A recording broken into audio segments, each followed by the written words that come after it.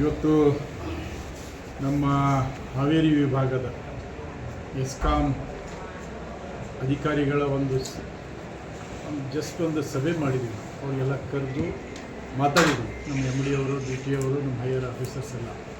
ನಮ್ಮ ಇವತ್ತು ಹಾವೇರಿ ಎರಡು ಡಿವಿಷನ್ ಇದ್ದಾವೆ. ಎಲ್ಲ ನಮ್ಮ ಆಫೀಸರ್ ಕರೆದ್ವಿ.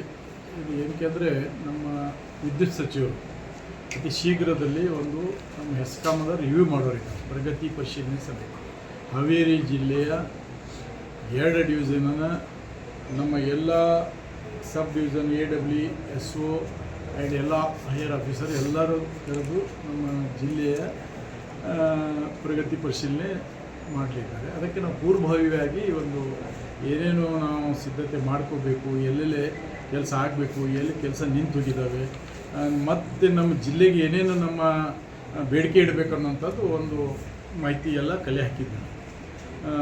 ಆ ಒಂದು ಹಿನ್ನೆಲೆಯಲ್ಲಿ ಒಂದು ಸಭೆ ಮಾಡಿದ್ದೀವಿ. ಇವತ್ತು ಆ ಸಭೆಯಲ್ಲಿ ನಾವು ನಮ್ಮ